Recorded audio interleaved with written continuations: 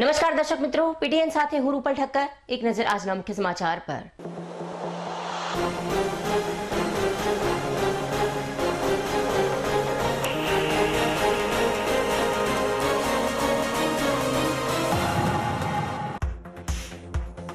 પાટણમાં વરસાદ બાદ રોગચાળાએ ઉચક્યું માથું।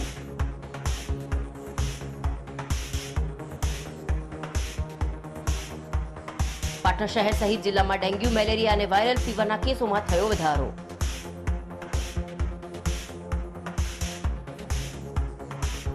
પાટણ શહેરની સરકારી હોસ્પિટલમાં રોજના 600 થી 700 દર્દીઓ આવે છે તપાસ અર્થે।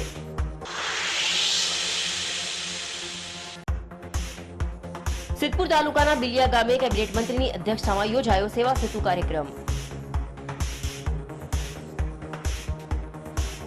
કેબિનેટ મંત્રીએ સેવા સેતુ કાર્યક્રમમાં ઉપસ્થિત રહી રાજ્ય સરકારની યોજનાનો લાભ લેવા નાગરિકોને કરી અપીલ। એક પેડ માં કે નામ અભિયાન અંતર્ગત કેબિનેટ મંત્રીએ વૃક્ષ વાવી પર્યાવરણ જતન કરવાની નાગરિકોને કરી અપીલ।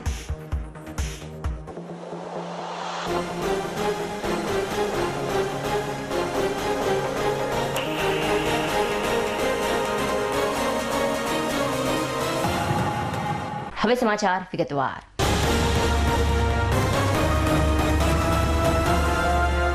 પાટણ શહેર સહિત જિલ્લામાં વરસાદે તો વિરામ લીધો, પરંતુ વરસાદ બાદ મચ્છરજન્ય રોગચાળાએ હવે માથું ઉચક્યું છે।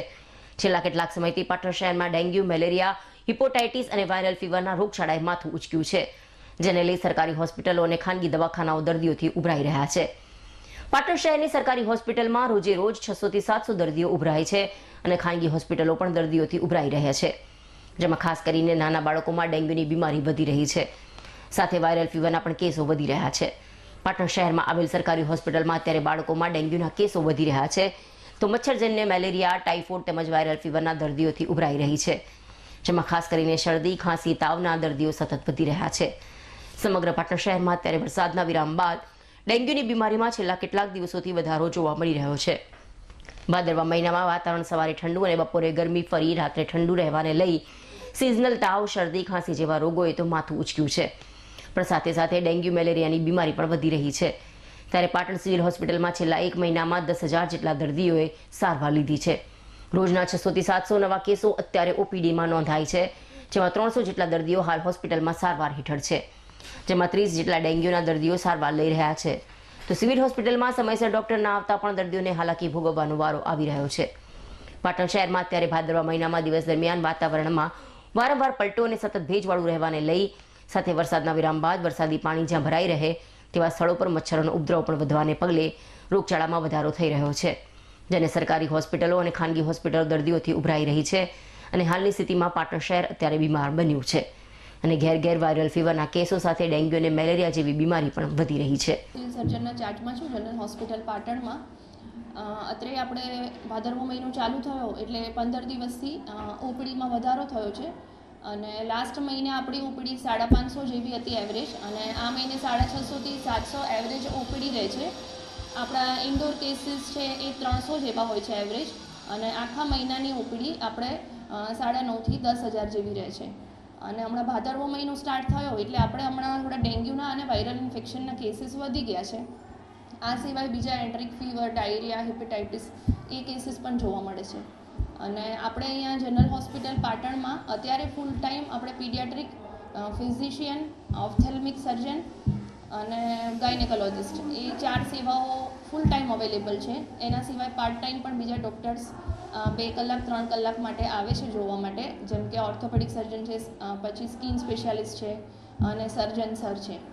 અને અત્યારે આપણે ફૂલ ટાઈમ સેવાઓ દર્દીઓને આપીએ છીએ અને એમને ઇન્ડોર કરીને એમને પૂરતી સારવાર થાય એના માટે પૂરા પ્રયત્ન કરીએ છીએ। બાળકોમાં હમણાં ડેન્ગ્યુ અને વાયરલ ઇન્ફેક્શનના કેસીસ વધી રહ્યા છે, અને આ સાથે થોડી સિઝન ચેન્જ થઈ છે એટલે ડાયરિયા, વોમિટિંગ ને એન્ટેરિક ફીવર પણ જોવા મળે છે બચ્ચાઓમાં।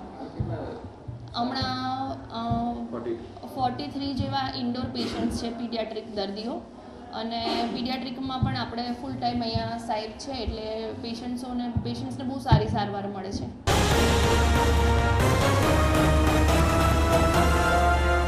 ઇન્ડિયન સોસાયટી ઓફ એનેસ્થેસિયોલોજિસ્ટની ગુજરાત શાખા દ્વારા પાટણ જિલ્લા સેવા સદન ખાતે કોલ્સની તાલીમ યોજવામાં આવી હતી। આ પ્રસંગે ડોક્ટર અંબાલાલ પટેલ દ્વારા કોલ્સ શું છે, કોલ્સ કોણ આપી શકે, કોલ્સ સાંકળની મહત્વની કડી વિશેષ વિગતવાર જિલ્લાના અધિકારીશ્રીઓને સમજ આપી હતી. ત્યારબાદ જિલ્લાના ઉચ્ચ અધિકારીઓને ડોક્ટર અંબાલાલ પટેલ અને તેમની ટીમ દ્વારા પ્રેક્ટિકલ તાલીમ દ્વારા સમજ આપવામાં આવી હતી.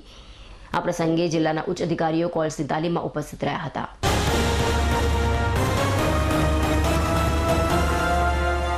રાધનપુરમાં રસ્તે રઝળતી રઝાડની સમસ્યા યથાવત જોવા મળી રહી છે. રાધનપુરના ભિલોટ હાઈવે પર આખલાની અડફેટે આવ્યા બાઇક સવાર. ભિલોટ ગામના 64 વર્ષીય આધેડ બાઇક પર રાધનપુર નોકરી અર્થે આવતા આખલાએ અડફેટે લીધો હતો.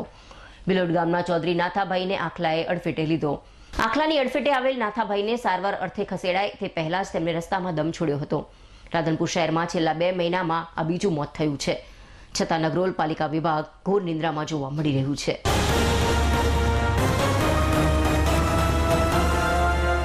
સંડેર ખાતે આયોજિત જિલ્લા કક્ષાના યુવા ઉત્સવમાં એક્સપેરિમેન્ટલ શાળાની કુલ 5 કૃતિઓએ ભાગ લીધો. જે પૈકી શાસ્ત્રીય નૃત્યમાં પ્રથમ નંબર ઠક્કર ધ્વનિ મુકેશભાઈ, લોકનૃત્યમાં બીજો નંબર ધોરણ 12 આર્ટ્સની વિદ્યાર્થીનીઓ, હળવું કંઠી સંગીતમાં પ્રથમ નંબર નેહા તુષારભાઈ આચાર્ય, સર્જનાત્મક પ્રવૃત્તિમાં આરવીએ તૃતીય નંબર મેળવ્યો. તમામ સ્પર્ધક વિદ્યાર્થીઓને ખૂબ સુંદર માર્ગદર્શન આપી તૈયાર કરનાર સંગીત પ્રેમી શિક્ષક ડાયાભાઈ દેસાઈ તથા કલા શિક્ષક ઉપેન્દ્રભાઈ ગજ્જરને પણ અભિનંદન. વિજેતા ભાગ લેનાર અને માર્ગદર્શક શિક્ષકોને નોર્થ ગુજરાત એજ્યુકેશન સોસાયટીના એક્ઝિક્યુટિવ ડાયરેક્ટર ડોક્ટર પંચોલી સાહેબ, કેમ્પસ ડેવલપમેન્ટ ઓફિસર પ્રોફેસર જય ધ્રુવ, શાળાના ઇન્ચાર્જ આચાર્ય જુઝારસિંહ સોઢા, બંને સુપરવાઇઝર સહિત સમગ્ર શાળા પરિવારે ખૂબ ખૂબ અભિનંદન પાઠવી સ્પર્ધા માટેની શુભેચ્છાઓ પાઠવી હતી.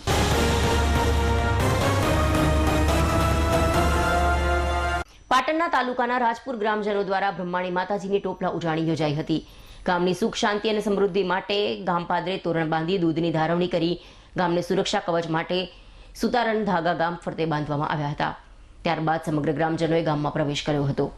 પાટણ ચાણસ્મા રોડ પર આવેલ રાજપુર ગામમાં આવેલ બ્રહ્માણી માતાજીના મંદિર પરિસરમાં ભાદરવા સુદ 14ને મંગળવારે માતાજીની ભવ્ય ટોપલા ઉજાણી યોજાઈ હતી.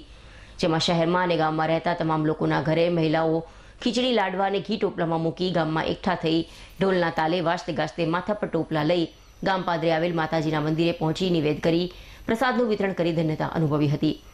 ગામ દેવી દેવતાઓના આશીર્વાદ રૂપે દૂધની ધારવણી સાથે સૂતરના ધાગાથી ગામ ફરતે સુરક્ષા કવચ બાંધવામાં આવ્યું હતું. ગામ પાદરે મેળાનો માહોલ જામ્યો હતો, જ્યાં ગામના બાળકોએ મેળાની મજા માણી હતી. ત્યારબાદ રાત્રે જોગણી માતાનો રથ નીકળશે.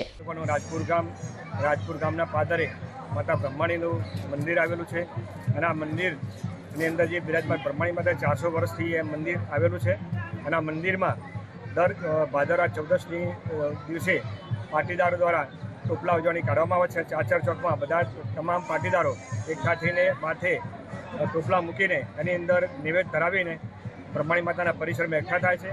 ત્યાં આગળ તમામ પ્રસાદને નૈવેદ્ય ચડાવી અને ગરીબોને વહેંચવામાં આવે છે. ત્યારબાદ એ ઉજાણી પૂર્ણ થયા બાદ ઠાકોરોની ઉજાણી શરૂ થાય છે અને બંનેની ઉજાણી પૂર્ણ થયા બાદ આખો જે સમુદાય છે એ ગામના તોરણ આવે છે અને તોરણ ડાબમાંથી બનાવેલું તોરણ નવું બાંધવામાં આવે છે.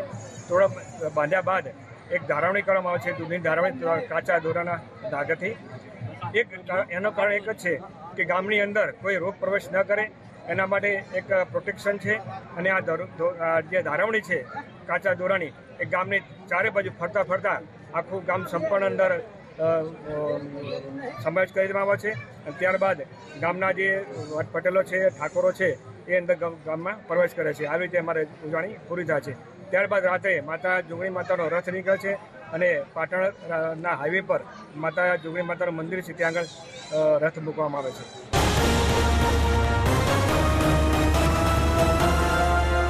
વડાપ્રધાન શ્રી નરેન્દ્રભાઈ મોદીના જન્મદિવસે 17મી સપ્ટેમ્બરે પાટણ જિલ્લામાં સ્વચ્છતા સેવા અને પ્રકૃતિ સંવર્ધનને લગતા મહત્વપૂર્ણ અભિયાનનો પ્રારંભ થયો છે. જે અંતર્ગત સિદ્ધપુર તાલુકાના બિલિયા ગામે કેબિનેટ મંત્રી બળવંતસિંહ રાજપૂતની અધ્યક્ષતામાં સેવા સેતુ કાર્યક્રમ યોજવામાં આવ્યો હતો. કાર્યક્રમના અંતે એક પેડ માં કે નામ અભિયાન અંતર્ગત કેબિનેટ મંત્રી બળવંતસિંહ રાજપૂતે વૃક્ષ વાવી પર્યાવરણ જતન કરવાની અપીલ કરી હતી. સેવા સેતુ કાર્યક્રમ પ્રસંગે કેબિનેટ મંત્રી બળવંતસિંહ રાજપૂતે જણાવ્યું કે આદરણીય વડાપ્રધાન નરેન્દ્રભાઈ મોદીએ પોતાનું જીવન લોક કલ્યાણ માટે સમર્પિત કર્યું છે. ભારત દેશના નાગરિકોને સુખ સુવિધાઓ મળી રહે તે માટે અથાગ પ્રયાસ કરી રહ્યા છે. આજ પગલે ગુજરાતમાં મુખ્યમંત્રી ભૂપેન્દ્રભાઈ પટેલ પણ લોકસેવાનું કાર્ય કરી રહ્યા છે. સિદ્ધપુર વિસ્તારમાં સેવા સેતુ કાર્યક્રમને લીધે આસપાસના 19 ગામોને રાજ્ય સરકારની 55 યોજનાઓનો સીધો લાભ મળશે. છેવાડાના નાગરિકોને રાજ્ય સરકારની યોજનાનો લાભ મળે તેને ધ્યાનમાં રાખીને સેવા સેતુ કાર્યક્રમની શરૂઆત કરવામાં આવી હતી, જેમાં રાજ્યમાં સારો પ્રતિસાદ મળ્યો છે. સેવા સેતુ કાર્યક્રમને લીધે રાજ્યમાં 2 કરોડ લોકોને તેનો સીધો લાભ મળ્યો છે. સેવા સેતુ કાર્યક્રમ યોજનામાં લોકોના કામ સ્થળ પર થયા છે, જેનો આપને સૌએ ગર્વ લેવો જોઈએ. સેવા સેતુ કાર્યક્રમ એટલે રાજ્ય સરકારના પારદર્શક વહીવટ. સેવા સેતુ કાર્યક્રમ થકી આપ સૌ રાજ્ય સરકારની યોજનાનો લાભ લેશો. સરકારે સમગ્ર ગુજરાતની અંદર સેવા સેતુનો કાર્યક્રમ પણ નિર્માણ કર્યો છે. એના ભાગરૂપે અહીં આગળ બિલિયા મુકામે 19 ગામો ભેગા થઈને એની શુભ શરૂઆત થઈ છે. 19 ગામના લાભાર્થીઓ જ્યારે સરકાર એમના આંગણે આવી છે, એક પણ લાભાર્થી રહી ના જાય એના માટે 13 વિભાગ અને 55થી વધારે સેવાકીય જે યોજનાઓ છે એ યોજનાઓ ગામ સુધી પહોંચે એ પ્રકારની વ્યવસ્થા અમારા આદરણીય કલેક્ટરશ્રી એમની ટીમે જે કર્મયોગી સાચા અર્થમાં કહી શકાય એ પ્રકારની વ્યવસ્થા કરી છે.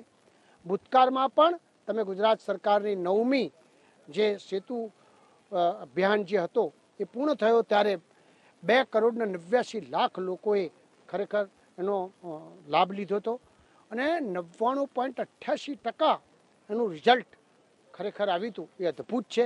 આવનાર સમયમાં સિદ્ધપુરમાં પણ આવી રીતે 3 વિભાગથી થવાનું છે. આજે બિલિયા છે, આવનાર સમયમાં કાકોશી થશે અને એના પછી કલાણા થશે. એ પ્રકારે 55 ગામો ઠેઠ સરકારના અને જે તાલુકા પંચાયત, જિલ્લા પંચાયત, મામલતદાર કોર્ટ, બધી જ લોકો જે સેવા કે પ્રવૃત્તિ છે એ બધી ગામે જઈને લોકોને લાભાર્થીઓને પૂર્ણ કરશે એની મને ચોક્કસ ખાતરી છે.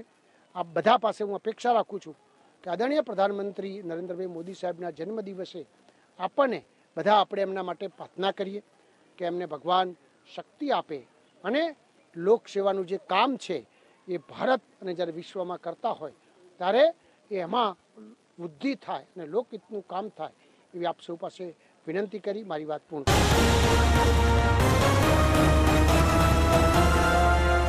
સમાચાર પૂર્ણ કરતા પહેલા આજના મુખ્ય સમાચાર પર ફરી એક નજર.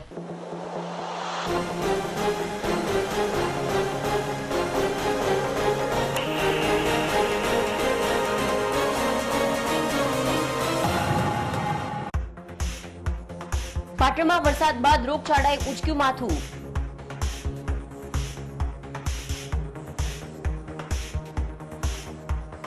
પાટણ શહેર સહિત જિલ્લામાં ડેન્ગ્યુ, મેલેરિયા અને વાયરલ ફીવરના કેસોમાં થયો વધારો.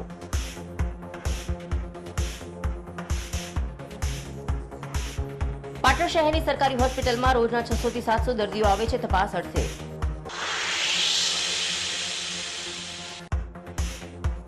સિદ્ધપુર તાલુકાના બિલિયા ગામે કેબિનેટ મંત્રીની અધ્યક્ષતામાં યોજાયો સેવા સેતુ કાર્યક્રમ. કેબિનેટ મંત્રીએ સેવા સેતુ કાર્યક્રમમાં ઉપસ્થિત રહી રાજ્ય સરકારની યોજનાનો લાભ લેવા નાગરિકોને કરી અપીલ. એક પેડ માં કે નામ અભિયાન અંતર્ગત કેબિનેટ મંત્રીએ વૃક્ષ વાવી પર્યાવરણ જતન કરવાની નાગરિકોને કરી અપીલ.